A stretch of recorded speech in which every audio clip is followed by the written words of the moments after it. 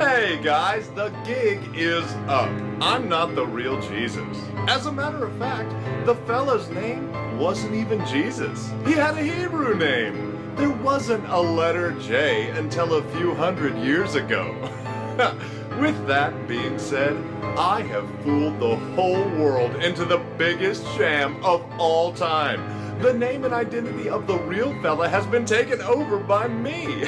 There are thousands of paintings of Jesus and they don't even come close. Jesus was the creation of the Roman Catholic Church, which served to replace the real fella who probably looked more like Morgan Freeman. But who cares? The truth doesn't matter as long as you pay your tithes.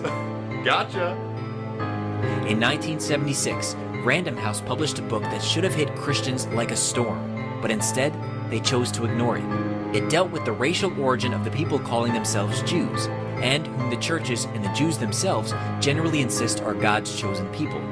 Since the late 1800s, a number of Bible scholars who were also students of history have insisted the church denominations were wrong, that instead of being Israelites, these Jews from Eastern Europe descended from Mongolians that were actually Turkish people who had adopted Judaism as their religion over 1,000 years ago and had become known as Jews.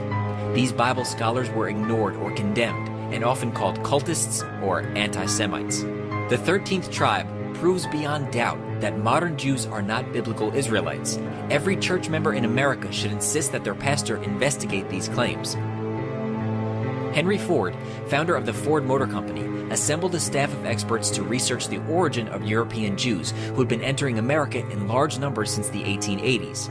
Ford's research cost him several millions of dollars, and in 1923, he published the results in a 4-volume work titled The International Jew. It was Henry Ford's conclusion that the Jews were not descendants of the biblical Israelites. Ford further proved that these Jews, committing all sorts of crimes while under the cover of being called chosen people of the Bible, were rapidly taking economic and political control of America. Henry Ford also claimed that the Jews had secretly gained control of most Protestant seminaries and Christian book publishing houses and had been able to remove almost all criticism of Jews from Christian literature.